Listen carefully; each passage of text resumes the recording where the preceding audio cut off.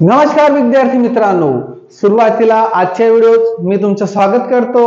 आज आपण पाहणार आहोत इयत्ता चौथी स्कॉलरशिपच्या पुस्तकातील गणित, त्यात पाठ 16वा कालमापन। आता कालमापन या ठिकाणी पाठाच्या सुरुवातीला जी काही माहिती दिली ती व्यवस्थितपणे समजून घेणे, कारण का त्यात मध्यान्हपूर्व आणि मध्यान्होत्तर म्हणजे काय आणि तास मिनिटे परस्पर रूपांतर याची तुम्हाला तिथं माहिती दिलेली ती समजून घ्या, त्यानंतर स्वाध्याय सोडवायला सुरुवात करा। तरीही मध्यान्हपूर्व म्हणजे काय मी तुम्हाला समजून सांगतो। रात्रीच्या 12 वाजेनंतरचा वेळ म्हणजे जो सकाळी 1, 2, 3 तर दुपारच्या 12 वाजेपर्यंतचा जो वेळ असतो तो वेळ म्हणजेच मध्यान्हपूर्वचा वेळ। मग ह्या ठिकाणी जर आपण बघितलं विद्यार्थी मित्रांनो तर पहा, रात्रीचे 12 रात्रीच्या 12 वाजेपासून तर 12 तासानंतर दुपारच्या 12 वाजेपर्यंत तो मध्यान्हपूर्व म्हणजे अगोदरचा वेळ, आणि दुपारच्या 12 वाजेनंतर तर रात्रीच्या 12 पर्यंतचा जो वेळ असतो तो म्हणजे मध्यान्होत्तरचा वेळ। हे तुम्हाला व्यवस्थितपणे समजून घेणं खूप महत्वाचं आहे। तर चला त्याच्यातला पहिला प्रश्न सोडवूया। 3 तास 50 मिनिटे बरोबर किती मिनिटे? मग 1 तास म्हणजे 60 मिनिटे होतात हे तुम्हाला माहित असलं पाहिजे। त्यातल्या त्यात 3 तास म्हणजे आता एका तासावरून 3 तासाचं आपल्याला कळायचे म्हणून काय करावं लागतं? गुणाकार। म्हणून या ठिकाणी 3 ने गुणूया, हा 0 जसाच तसा, 3 6 18 म्हणजे 3चा टेबल 6 पर्यंत घेतात तर 18 होतात, आणि 50 मिनिटं वरती आहे म्हणून त्याच्यात ते 50 मिळवूया। 0 0 0 8 5 13 चे 3 चला 1 हे झाले 2, 230 मिनिट। या ठिकाणी पर्याय क्रमांक 3 मध्ये दिलेला आहे 230 मिनिट। पुढचा प्रश्न आहे दुसरा, 380 मिनिटे बरोबर किती तास किती मिनिटे? मग ह्या ठिकाणी आता जर आपण बघितलं विद्यार्थी मित्रांनो की 1 तास म्हणजे 60 मिनिटे होतात, म्हणून या ठिकाणी 380 मिनिटं जास्त मिनिटांवरून तास काढायचा आहे, म्हणून अशा वेळेस भागाकार करावा लागतो। ह्या गोष्टी तुम्हाला माहित असल्या पाहिजे, म्हणून त्याला 60 ने भाग देऊया, कारण 1 तास म्हणजे 60 मिनिटं होतात। त्यानंतर सर आम्हाला 60चा टेबल तर येत नाही, पण तुम्हाला 6चा टेबल येतो तो लिहून घ्यायचा। 6 1 6, 6 2 12, 6 3 18, 6 4 24, 6 5 30 आणि 6 6 36। आता काय करायचंय, फक्त या ठिकाणी 0 लावायचा, झालं। आता त्या ठिकाणी 38 60 म्हणजे 60च्या टेबल मध्ये 38 येत नाही, म्हणून त्याहून लहान संख्या घेतो आपण, ती 1 2 3 4 5 आणि ती 6 नंबरवर आहे, म्हणून या ठिकाणी लिहिणार 6। हे 360 मी ह्या ठिकाणी लिहितो, या ठिकाणी करणार वजाबाकी। 0 मधून 0 गेले तर 0, 8 मधून 6 गेले 2, 3तून 3 गेले 0। 6 तास 20 मिनिटे, जी बाकी उरते ती मिनिट आहेत, म्हणून 6 तास 20 मिनिटे हे असं पर्याय क्रमांक 1 मध्ये दिलेलं आहे। पुढचा प्रश्न आहे तिसरा, 150 मिनिटे यासाठी पुढील पैकी कोणता पर्याय चुकीचा आहे? मग या ठिकाणी शोधूया।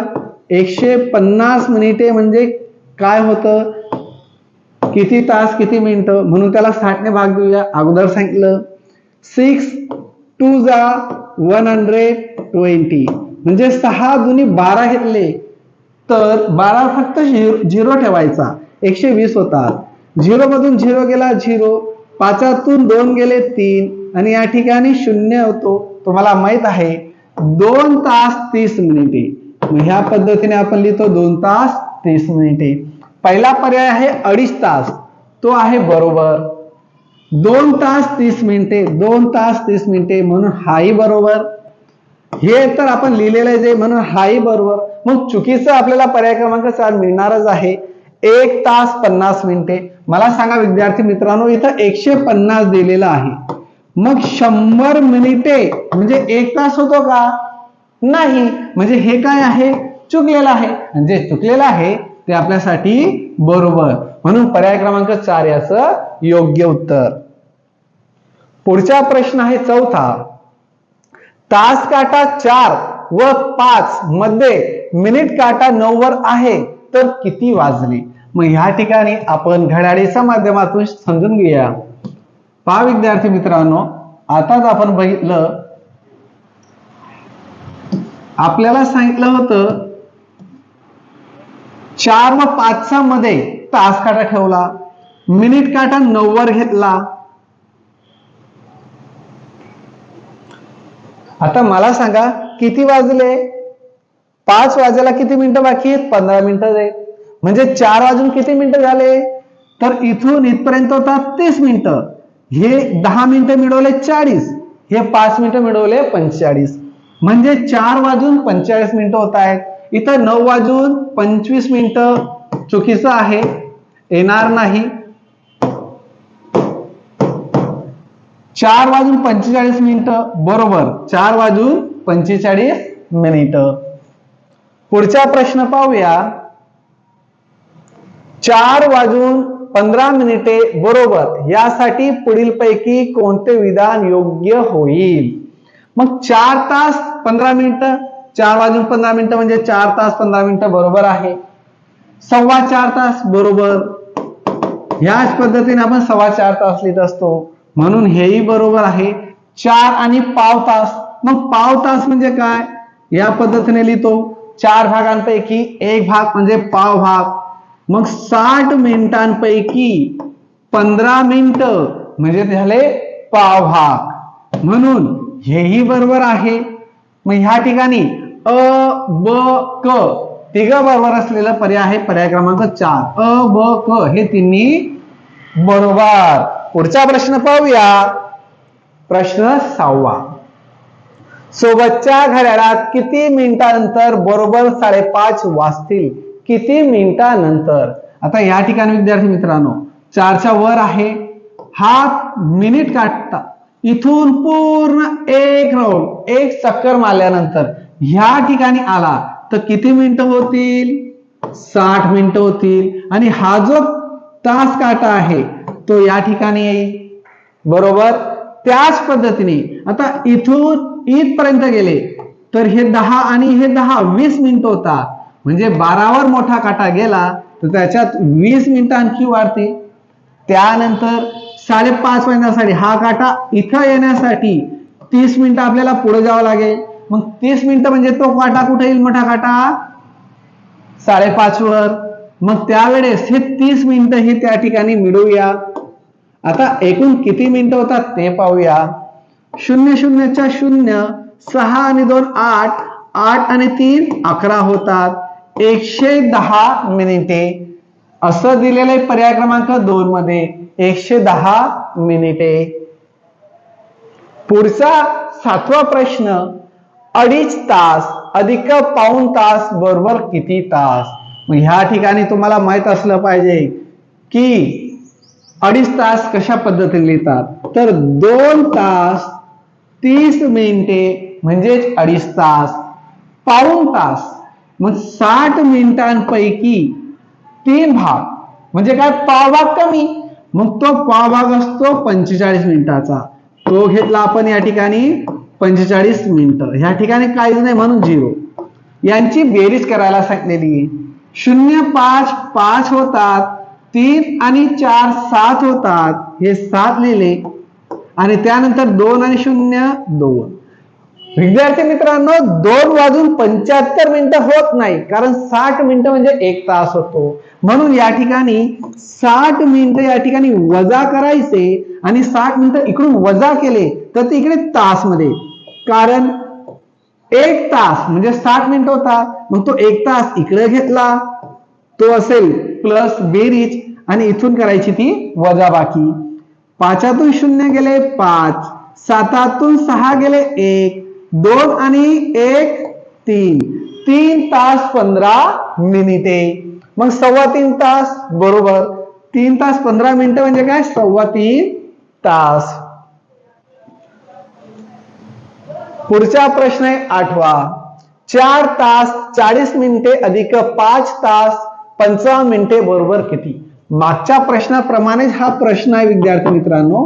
4 तास 40 मिनिटे अधिक 5 तास 55 मिनिटे यांची बेरीज करूया.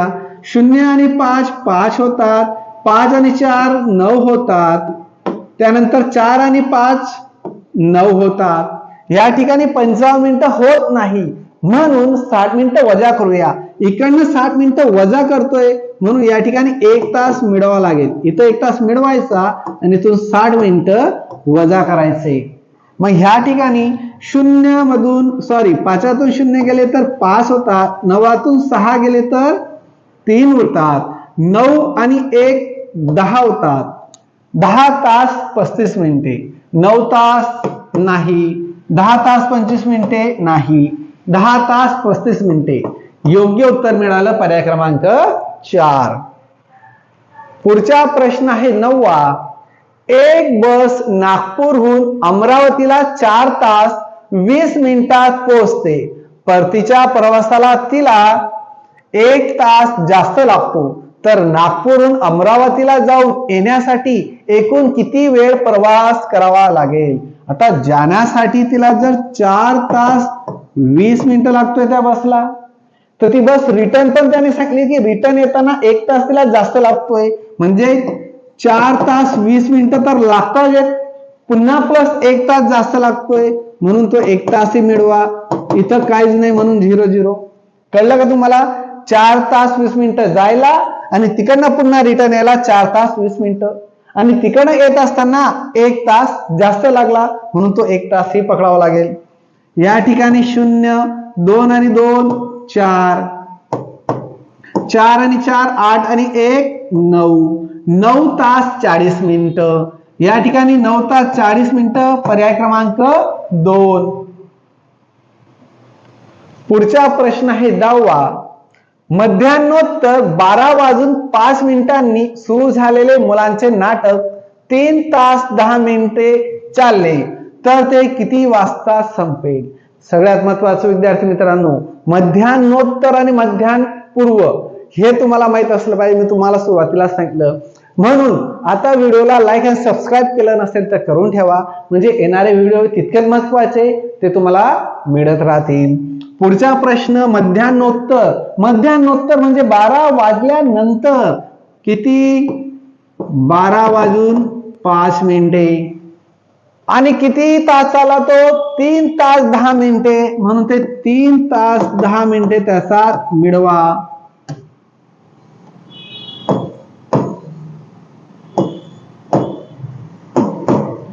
ह्या पद्धतीने तुम्ही योग्य मांडणी करायची. मांडणी चुकली तर उत्तर चुकेल.